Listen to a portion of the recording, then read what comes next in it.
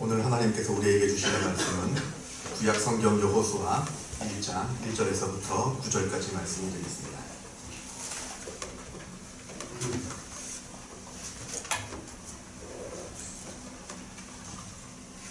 제가 갖고 있는 성경으로 구약 성경 320면이 있습니다.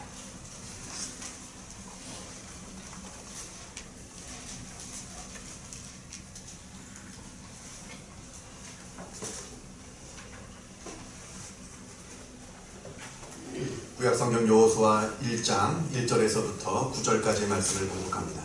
이 계시의 말씀을 봉독할 때에 살아계신 하나님의 음성을 다 함께 들으실 수 있기를 바랍니다. 여호와의 종 모세가 죽은 후에 여호와께서 모세의 수종자 눈의 아들 여호수아에게 말씀하여 이르시되 내 종 모세가 죽었으니 이제 너는 이 모든 백성과 더불어 일어나 이 요단을 건너 내가 그들 곧 이스라엘 자손에게 주는 그 땅으로 가라. 내가 모세에게 말한 바와 같이 너희 발바닥으로 밟는 곳은 모두 내가 너희에게 주었노니 곧 광야와 이 레바논에서부터 큰 강 곧 유브라데 강까지 해쪽석에 온 땅과 또 해지는 쪽 대까지 너희의 영토가 되리라. 내 평생에 너를 등이 대적할 자가 없으리니 내가 모세와 함께 있었던 것 같이 너와 함께 있을 것임이니라. 내가 너를 떠나지 아니하며 버리지 아니하리니 강하고 담대하라. 너는 내가 그들의 조상에게 맹세하여 그들에게 주리라 한 땅을 이 백성에게 차지하게 하리라. 오직 강하고 극히 담대하여 나의 종 모세가 내게 명령한 그 율법을 다 지켜 행하고 우로나 좌로나 치우치지 말라. 그리하면 어디로 가든지 형통하리니 이 율법책을 내 입에서 떠나지 말게 하며 주야로 그것을 묵상하여 그 안에 기록된 대로 다 지켜 행하라. 그리하면 내 길이 평탄하게 될 것이며 내가 형통하리라.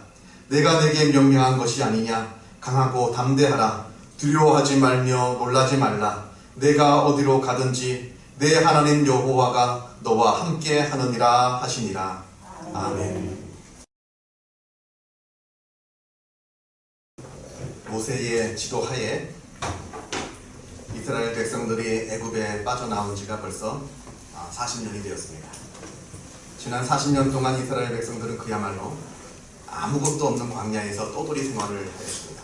먹을 것도 없고 마실 물도 없고 또 이 한 몸 어디에 쉽게 쉴 공간도 없는 아주 거친 광야에서 무려 40년 동안 떠돌이 생활로 지냈습니다. 이제 드디어 약속의 땅 가나안 땅을 바로 눈앞에 두고 있습니다. 지난날을 되돌아보면 지금까지 하나님의 은혜로 여기까지 왔습니다. 그러나 정작 앞으로 나아갈 것이 더 큰 문제입니다. 물론 거친 광야에서 40년을 지낸 것도 쉬운 일은 아니었습니다. 그러나 지금 눈앞에 있는 저 가나안 땅에는 강력한 군사력을 갖고 있는 가나안 족속들이 버티고 있습니다. 이제 저들을 물리치고 저 가나안 땅에 들어가야 하는 것이 사실은 더 큰 문제라고 하는 겁니다. 그리고 설상가상으로 이제 모세가 죽고 없습니다. 그동안 때로는 아주 강력한 지도력으로 그리고 때로는 아주 온유한 심령으로 이스라엘 백성들을 다독이면서 거친 광야를 헤치고 여기까지 모세가 이끌어온 반면에 그런데 그 모세가 이제 그만 죽고 그 무거운 짐이 이제 여호수아에게로 넘어가게 되었다 하는 겁니다.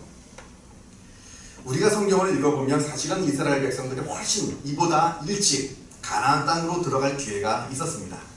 잘 아시는 바처럼 모세가 가나안 땅 남쪽에 있는 가데스 바네아라고 하는 곳에서 가나안으로 들어가기 직전에 12명의 정탐꾼을 가나안 땅으로 보내서 쭉 둘러보게 합니다. 이제 그 가데스 바네아를 통해서 남쪽을 통해서 이제 가나안 땅으로 들어가려고 했던 계획이었는데 그래서 정탐꾼들이 들어가서 40일 동안 가나안 땅을 쭉 살펴본 다음에 다시 돌아와서 그 정탐한 것을 보고를 합니다.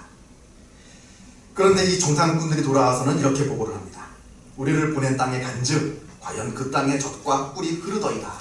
그러나 그 땅 거주민은 강하고 성읍은 견고하고 심이 클 뿐만 아니라 거기에서 아낙 자손을 보았는데 우리는 메뚜기 같더이다. 이런 보고를 한 겁니다. 이 보고를 듣고 온 이스라엘의 회중이 두려워서 밤새 통곡을 하였다고 성경은 말합니다. 그래서 이스라엘 백성들이 원망하기를 우리가 차라리 애굽에서 죽었으면 좋았을 것을, 차라리 우리가 광야에서 죽었더라면 좋았을 것을, 이렇게 하면서 다시 우리가 애굽으로 돌아가자, 이곳 가나안 땅에서 죽을 바에는 차라리 애굽으로 돌아가자라고 하나님을 원망하고 모세를 원망하고 또 대적을 합니다. 그 죄로 이스라엘 백성들이 40년 동안 광야 생활을 하게 된 겁니다. 그로부터 40년이 이제 흘렀습니다. 이제 또다시 가나안 땅을 눈앞에 두고 있습니다. 그런데 변한 것은 아무것도 없습니다. 그때나 지금이나 이스라엘 백성들은 여전히 오합지졸이고, 그리고 가나안에 있는 군대들은 철병거를 갖고 있는 강력한 군대입니다. 객관적으로 보자면 상대가 안 되는 그런 싸움을 지금 벌여야 되는 상황입니다. 이때 이 무거운 책임을 여호수아가 혼자 떠안게 된 겁니다. 아마 모르긴 몰라도 아주 심히 두렵고 떨리는 마음이었을 겁니다. 아마 밤잠을 설쳐가면서 어떻게 해야 우리가 저 가나안 땅으로 들어갈 수 있겠는가 고민하며 염려했을 겁니다. 여러분, 우리 인간이라고 하는 존재는 알게 모르게 늘 두려움 가운데 있는 존재입니다. 우리가 잘 아는 나폴레옹 아시잖아요. 전쟁 영웅 중의 영웅입니다. 아주 그런 영웅이 없을 겁니다. 이 전쟁 영웅 중의 영웅인 이 나폴레옹이 고양이를 그렇게 무서워했다고 합니다. 어느 날 밤에 나폴레옹이 잠들어 있는 이 침실에서 갑자기 우당탕탕 소리가 나더랍니다. 그래서 밑에 있는 부관이 깜짝 놀래가지고 무슨 일이 벌어졌나 하고, 자객이 들어왔나 하고 급하게 침실로 뛰어 올라가서 그 침실 문을 확 열었는데, 그때 보니까 그 방에 고양이가 아마 창문으로 들어왔던 것 같습니다. 이 나폴레옹이 놀래가지고 이리 뛰고 저리 뛰면서 칼을 막 휘두르면서 쩔쩔매는 모습이 있었다라고 합니다. 아무리 전쟁 영웅이라 하더라도 무서운 건 무서운 거죠. 무서운 건 무서운 겁니다. 내가 아무리 대단한 사람이라 하더라도 그 상대방이 또한 아주 보잘것없는 것이라 하더라도 그게 무서우면 무서운 겁니다. 인간이 갖고 있는 이 두려움이라고 하는 것, 어떻게 보면 너무나 자연스럽고 너무나 당연한 현상 중에 하나일 텐데요. 인간은 이렇게 그 무엇인가 늘 두려워하면서, 늘 무엇인가를 무서워하면서 살아갑니다. 또 그런데 잘 생각해보면 이 두려움이라고 하는 것이 사실은 인간이 생존하기에는 아주 필요한 겁니다. 만약에 두려움이 없다라고 한다면 인간은 생존하기도 힘들었고 또 발전하기도 힘들었을 겁니다. 한번 생각해보세요. 인간에게 두려움이 없다. 내가 두려워하고 무서워하는 것이 아무것도 없다. 그것처럼 위험한 일은 없을 겁니다. 아무리 무서운 호랑이가, 큰 호랑이가 나타나도 그 호랑이가 무섭지 않고, 아무리 높은 곳에 위험한 곳에 올라가도 그것이 무섭지 않고, 아무리 위험한 곳에 들어가도 그것이 불속이라 하더라도 그것이 무섭지 않고, 이렇게 겁을 상실한 사람, 겁이 없는 사람은 죄송합니다만 아마 오래 살기 힘들 겁니다.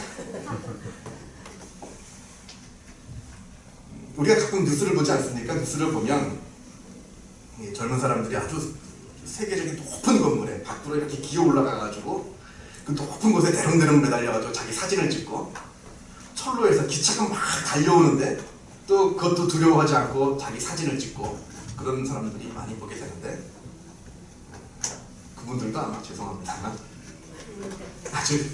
아주 위험한 일입니다. 그래서 적당한 두려움이라고 하는 것, 이것은 인간이 생존하고 인간이 발전하는 데 아주 꼭 필요한 것이다, 그런 겁니다. 시험을 볼 때 시험이 두려워야죠. 시험을 보는데 시험이 두렵지 않은 사람은 공부를 안 합니다. 시험 보는 게 두려워야지 공부를 하는 거죠. 그리고 어떤 새로운 일을 내가 계획하고 시작하려고 할 때 그 미래가 두렵죠. 두려운 겁니다. 두려워야지 그것을 잘 준비하고 하나씩 만들어 나가는 겁니다. 불이 날까봐 두려워서 불조심을 하는 것이고, 도둑이 들어올까 두려워서 문단속을 하는 겁니다. 그런 겁니다. 또 두려움이라고 하는 것은 어떻게 보면 자연스럽고 또 우리 인간에게 아주 긍정적인 기능을 한다라고 하는 겁니다. 그런데 문제는 이 두려움이라고 하는 것이 어느 정도를 지나쳐서 인간의 몸과 마음과 영혼을 좀먹을 때, 그때 문제가 되는 겁니다. 아마 지금 여호수아가 이런 무서운 두려움 가운데 빠져 있을 겁니다. 이때 하나님께서 여호수아에게 나타나셔서 말씀을 하십니다. 먼저 2절을 보면 내 종 모세가 죽었으니 이제 너는 이 모든 백성과 더불어 일어나 이 요단을 건너 가나안 땅으로 들어가라 이렇게 말씀하십니다. 마땅히 해야 될 일을 하는 겁니다. 하나님의 일이라고 하는 것은 누가 있다고 해서 되는 일이고 누가 없다고 해서 안 되는 일이 아닙니다. 중간에 해야 되는 일이 아니라고 하는 겁니다. 그저 남은 사람들이 계속해서 하나님의 일을 감당하는 겁니다. 모세가 있다고 해서 여기까지 온 것이고 이제 모세가 없다고 해서 이 일을 중단하는 것이 아니라고 하는 겁니다. 하나님의 일이기 때문에 너는 계속해서 하나님의 일을 감당해라 하는 겁니다. 물론 두렵죠. 그러나 누군가는 어차피 감당해야 될 일이라고 하는 겁니다. 그리고 또 하나님의 일이라고 하는 것은 내가 두렵다고 해서 그만두는 일이 아니라고 하는 겁니다. 두렵죠. 물론 두렵습니다만 그럼에도 불구하고 이 일이 하나님의 일이기 때문에 용기를 내는 겁니다. 용기를 내서 그 하나님의 일을 완수해 나가는 겁니다. 우리 속담에 하룻강아지가 범 무서운 줄 모른다고. 범 무서워하지 않는 이 하룻강아지를 보고 용기라고 말하지는 않습니다. 그건 무지함이죠. 만용입니다. 그건 용기가 아닙니다. 범이 무서운 줄 알지만 그럼에도 불구하고 범을 이겨내는 것이 바로 용기입니다. 무서운 줄 알죠. 두려운 줄 알죠. 그러나 이것이 하나님의 일인 줄 알기 때문에 그 무서움고 두려운 일을 해나가는 것이 바로 용기라고 하는 겁니다. 예수님께서도 십자가를 지실 때 십자가가 무섭지 않으셨던 것이 아닙니다. 무서웠습니다. 예수님. 그래서 예수님께서 잡히시기 전날 하나님께서 할 수만 있다면 이 잔을 내게서 거두어 주시옵소서 간절히 기도하지 않습니까? 그러나 나의 원대로 마옵시고 아버지의 원대로 하옵소서 이렇게 기도할 수 있었던 것은 이 일이 하나님의 일이기 때문에 두렵고 무섭지만 이 일을 내가 해야 되는 일이기 때문에 용기를 내서 감당하신 겁니다. 이스라엘 백성들을 이끌고 가나안 땅으로 들어가는 일, 그곳에 있는 가나안 군대들은 아주 강력한 군대입니다. 무섭고 두려운 일이죠. 그러나 하나님께서 이 일을 여호수아에게 맡기셨기 때문에 그것이 내가 감당해야 될 사명인 줄 알고 용기를 내서 그 일을 감당하는 겁니다. 여기에서 아주 우리가 중요한 사실을 하나 발견할 수 있는데요. 우리가 두려움을 이길 수 있는 첫 번째 방법은 나에게 맡겨진 사명을 우리가 확인하는 겁니다. 하나님께서 나에게 무슨 일을 맡기십니까? 이 일이 하나님께서 맡겨주신 일이다 확신이 들 때 우리는 용기를 내게 되는 겁니다. 그것이 교회의 일이건 그것이 직장의 일이건 그것이 가정의 일이건 상관이 없습니다. 이 일을 하나님께서 나에게 맡겨주셨다라고 하는 확신이 들 때 그것이 두렵고 무섭지만 우리가 용기를 낼 수 있는 것이고 그 일을 힘있게 감당할 수 있게 된다 하는 겁니다. 계속해서 3절 말씀을 한번 보도록 하겠습니다. 하나님께서 여호수아에게 이렇게 말씀을 하십니다. 내가 모세에게 말한 바와 같이 너희 발바닥으로 밟는 모든 것을 너희에게 주었다 이렇게 약속하십니다. 이 구절을 보면 아주 표현이 재미있습니다. 너희가 밟게 될 곳을 내가 너희에게 이미 주었다는 겁니다. 내가 너희가 밟게 될 것을 주겠노라가 아니라 너희가 밟게 될 것을 내가 이미 주었다. 확실한 약속을 주시는 겁니다. 아주 확실한 약속을 하나님께서 해주시는 겁니다. 그러면서 5절 말씀을 보면 내가 모세와 함께 있었던 것 같이 너와 함께 있을 것이다. 이렇게 약속을 하십니다. 우리가 두려움을 이겨낼 수 있는 두 번째 방법은 나의 과거의 삶 속에서 하나님께서 나와 어떻게 함께 하셨는가, 하나님이 어떤 놀라운 일들을 행하셨는가 하는 것을 기억해내는 겁니다. 자꾸 기억해내는 겁니다. 출애굽이라고 하는 사건, 이 사건을 보면 처음서부터 끝까지 기적의 연속입니다. 처음에 애굽을 탈출할 때도 하나님께서 10가지 재앙의 기적을 내리셔서 이스라엘 백성들이 탈출하게 되었습니다. 이스라엘 백성들은 노예였습니다. 아무런 정치력도 없었고 아무런 군사력도 없었고 아무런 힘이 없었습니다. 그런데 그 당시 애굽이라고 하는 것은 당대 최고의 정치력, 외교력, 군사력, 문화의 힘을 갖고 있는 최강대국이었습니다. 그 아무것도 없는 백성이 그 강력한 나라에서 빠져나올 수 있었던 것 그 자체가 아주 놀라운 기적이었다고 하는 겁니다. 그리고 홍해가 갈라지는 기적을 보았습니다. 그리고 아무것도 없는 광야에서 무려 40년 동안이나 그곳에서 생존할 수 있는 놀라운 은혜를 경험했습니다. 하늘에서, 아무것도 없는 곳에서 하늘에서 만나와 메추라기가 떨어져서 그것으로 먹고 살았고, 아무런 물이 없는 광야에서 반석에서 물이 나는 것을 보면서 그 물을 마시면서 살았습니다. 낮에는 구름기둥, 밤에는 불기둥, 이 놀라운 은혜들을 40년 동안이나 경험하면서 살았다는 겁니다. 그러면서 신명기에 나오는 말씀처럼 이 40년 동안 내 의복이 헤어지지 아니하였고 내 발이 부르트지 아니하였느니라. 이 거친 광야를 지내는 동안에 40년 동안이나 너희의 의복이 헤어지지 아니하였고 너희의 발이 부르트지 아니하였도다. 하나님께서 말씀하고 계시는 겁니다. 이런 지난 40년 동안의 놀라운 기적들을 경험을 했습니다. 지금까지, 과거로부터 지금까지 함께 하셨던 그 하나님께서 지금 여호수아와 함께 하시겠다, 두려워하지 말아라 라고 말씀하고 계시는 겁니다. 우리들의 삶도 마찬가지입니다. 우리들의 삶을 한번 되돌아보시기 바랍니다. 여러분들의 한번 과거로부터 지금까지의 삶을 쭉 되돌아보면 거기에 얼마나 많은 기적들이 있었습니까?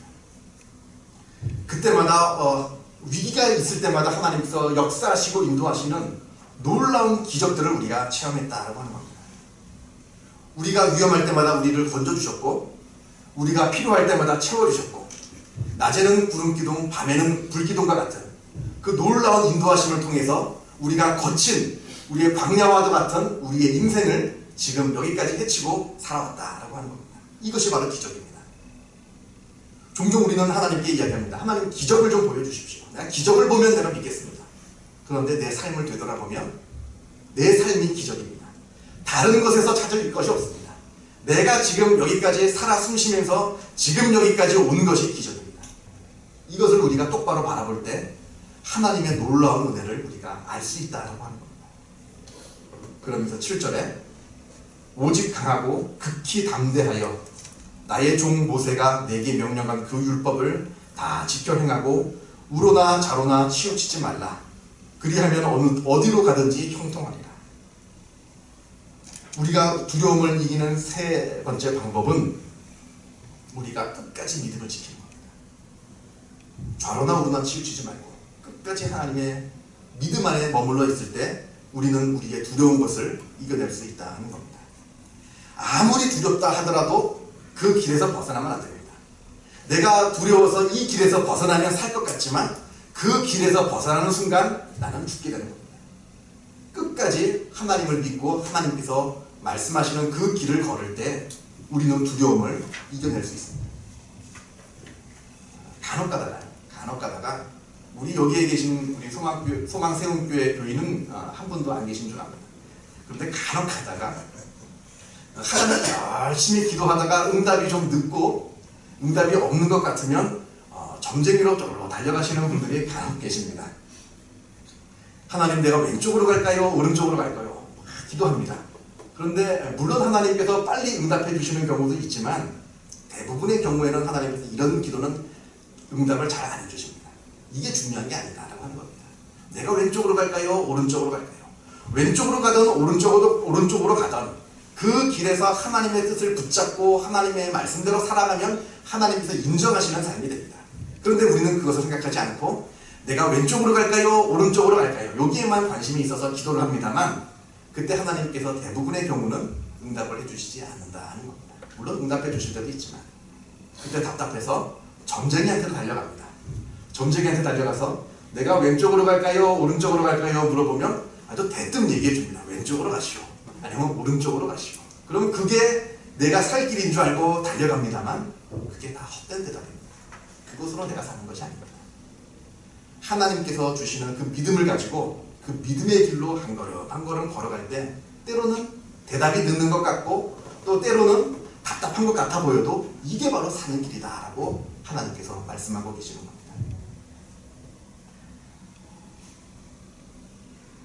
또 하나님께서 믿음 안에 머물러라 라고 하는, 하나님을 끝까지 믿으라 라고 하는 이 말씀은 어떻게 다르게 표현을 해보면 하나님을 끝까지 사랑하라 라고 하는 표현이기도 합니다. 우리가 하나님을 끝까지 사랑할 때 우리가 당한 어려움에서, 두려움에서 우리는 이겨낼 수가 있는 겁니다. 요한일서 4장을 보면 이런 말씀이 나옵니다. 사랑 안에 두려움이 없고 온전한 사랑이 두려움을 내쫓나니 두려움에는 형벌이 있습니다. 두려워하는 자는 사랑 안에서 온전히 이루지 못하여 합니다. 우리가 하나님을 진심으로 믿고 하나님을 진심으로 사랑할 때에 우리가 당하는 어려움과 두려움에서 우리는 벗어날 수 있다라고 하는 겁니다. 사랑은 두려움을 이겨냅니다. 하나님께서 나를 사랑하고 계시다라고 하는 이 사실을 우리가 확인할 때 그 어떠한 두려움도 우리는 이겨낼 수 있는 용기를 얻게 됩니다. 또 내가 하나님을 진심으로 사랑할 때 그 어떠한 어려움과 두려움이 온다 할지라도 우리는 거기에서 넘어지지 않고 하나님을 사랑하는 마음으로 그것을 이겨낼 수 있다라고 합니다. 또 이 문제는 세상에서도 마찬가지입니다. 사랑이 두려움을 이깁니다. 내가 내 자녀를 간절히 너무나 사랑할 때 내가 두려움을 이겨냅니다. 내가 내 가족을 진심으로 사랑할 때 내가 나에게 다가오는 어려운 일들과 두려운 일들을 내가 능히 이길 수가 있습니다. 또 내가 진심으로 내 연인을 사랑할 때 그 어떠한 어려움이라 올지라도 두려움이라 할지라도 내가 그 사랑하는 마음으로 그 어려운 일들과 두려운 일들을 극복할 수 있다라고 하는 겁니다. 사랑이, 믿음이 우리에게 용기를 주고 두려움을 이길 수 있는 힘을 준다라고 하는 겁니다. 아무튼 이렇게 해서 여호수아가 하나님을 만난 후에 용기를 얻게 됩니다. 그래서 우리가 9절까지 보았는데요. 그 다음 절 10절부터 보면 여호수아가 사람 백성들을 모으고 가나안 땅으로 들어갈 이 작전들과 계획들을 세우면서 준비를 해나갑니다. 그런데 여기에 우리가 잊지 말아야 할 것이 한 가지 있습니다. 우리가 하나님께 이렇게 용기를 얻었다 해서 하나님을 만나고 하나님으로부터 약속을 얻고 용기를 얻었다 해서 그 다음부터 우리가 무조건 평탄대로로만 간다는 건 아닙니다. 여호수아가 하나님을 만나고 용기를 얻어서 가나안 땅으로 들어갔습니다만 그곳에서도 우여곡절들이 계속 있었습니다. 이게 우리들의 삶입니다. 한번 하나님을 만나고 용기를 얻었다고 해서 그 다음부터 평탄대로로 걷는 것은 현실에서는 이루어지는 일이 아닙니다. 그건 동화책에서나 나오는 거죠. 아이들이 읽는 동화책에서나 한번 그런 좋은 일이 생기면 평생토록 행복하게 사는 일이 벌어져요. 현실은 복잡합니다. 우리가 창세기를 보면 아브라함이 하나님을 만나게 됩니다. 하나님께서 너는 본토 친척 아비의 집을 떠나 내가 지시할 땅으로 가라. 내가 너에게 복을 주겠다. 너의 이름을 창대하게 하겠다. 너의 자손을 많게 해주겠다. 너를 복의 근원으로 만들어 주겠다라고 약속을 해주셔서 그 약속을 믿고 용기를 내서 길을 떠났습니다만 막상 가나안 땅에 하나님께서 말씀하신 가나안 땅에 도착해 보니 현실은 그렇게 녹록지 않았습니다. 그곳에서 우여곡절들이 많았습니다. 자기 조카 롯이 납치되어서 롯을 구출하기 위해서 전쟁도 벌여야 했고 하나님께서 땅을 주시겠다 했는데 땅은 하나도 없고 자녀를 주시겠다 말씀하시는데 자녀도 없습니다. 이런 절망적인 상황에서 하나님께서 다시 아브라함에게 나타납니다. 그때 아브라함이 하나님께 말씀합니다. 나는 아무것도 없습니다. 나는 상속자도 없습니다. 내 종 엘리에셀이나 살아서 이 종이 나의 상속자가 되었으면 좋겠습니다. 이렇게 절망 어린 말을 합니다. 그때 하나님께서 다시 말씀하십니다. 뭇별을 보아라. 내가 뭇별만큼 너의 자손을 많게 하겠다. 내가 보는 이 땅들을 다 너에게 주겠다라고 하나님께서 말씀을 하시는데 그때 아브라함이 하나님께 다시 묻습니다. 내가 무엇으로 이를 알리까? 하나님께서 약속하신 것 중에 나한테 이루어진 것이 하나도 없는데 또다시 이렇게 약속을 해주시는데 내가 무엇을 가지고 이를 알리까? 하나님께 되묻습니다. 그때 하나님께서 너는 짐승을 잡아서 반을 쪼개서 기다리고 있어라. 그래서 아브라함이 짐승을 잡아 반을 쪼개고 펼쳐놓은 다음에 하나님의 응답이 오기를 기다립니다. 그때 하나님께서 오셔야 되는데 하나님은 오시지 않고 자꾸 솔개 한 마리가 와가지고 이 짐승을 먹으려고 자꾸 맴돕니다. 그래서 솔개를 쫓고 있는 그 아브라함의 마음 어떻겠습니까? 하나님의 말씀을 듣고 순종하여 여기까지 와서 용기를 얻어서 여기까지 왔는데 또 다른 나에게 두려운 마음이 다가오고 또 다른 어려움이 다가오는 상황 가운데서 아마 두려운 마음으로 솔개를 쫓으면서 밤을 지냈을 겁니다. 그때 하나님께서 나타나셔서 불로 나타나셔서 이 재물 가운데를 지나가시면서 다시 한번 아브라함에게 약속을 하시고 아브라함에게 용기를 주십니다. 이게 바로 우리들의 삶인 것 같아요. 하나님의 용기를 받고 우리들의 삶을 또 걸어갑니다. 또 어려운 일을 만납니다. 좌절하기도 합니다. 두려운 일을 만납니다. 그때 우리들의 마음에 또 두려움이 옵니다. 그때 또 하나님의 임하심을, 하나님의 약속을 기다리며 또 기도합니다. 그때 하나님께서 또 우리에게 약속하시고 말씀을 주시고 용기를 주셔서 또 다음 거리만큼 또 걸어갑니다. 왜 하나님께서 속 시원하게 해주시지 않고 우리에게 이렇게 조금씩 나아가게 할까? 이게 아마 우리들의 걸어가는 믿음의 길이 아닌가 합니다. 이러면서 조금씩 하나님을 만나고 어려움을 만나고 하나님을 만나고 어려움을 만나면서 진짜 하나님께서 살아계시고 역사하시고 나를 사랑하고 계심을 우리가 깨달아 알게 된다라고 하는 겁니다. 이 놀라운 은혜가 우리들의 삶 가운데 늘 충만하기를 바랍니다. 기도하겠습니다. 사랑과 은혜가 충만하신 하나님 아버지 감사합니다. 우리와 늘 함께하여 주시고 우리와 동행하여 주시는 그 놀라운 은혜에 감사를 드립니다.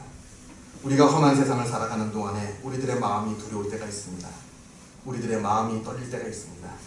하나님께서 늘 우리와 함께하여 주시고 하나님께서 우리에게 용기를 허락하여 주셔서 우리가 두려운 세상을 살아갑니다만 하나님께서 주시는 힘과 용기로 힘있게 살아갈 수 있도록 역사하여 주옵소서. 하나님께서 주신 오늘의 말씀 우리들 마음 가운데 뿌리 내리게 하시고 자라게 하시고 열매 맺게 해주셔서 우리가 하나님께서 기뻐하시는 복된 삶을 살아갈 수 있도록 역사하여 주시옵소서. 주님께 감사드리오며 이 모든 말씀 우리 주 예수 그리스도 이름으로 기도하옵나이다. 아멘.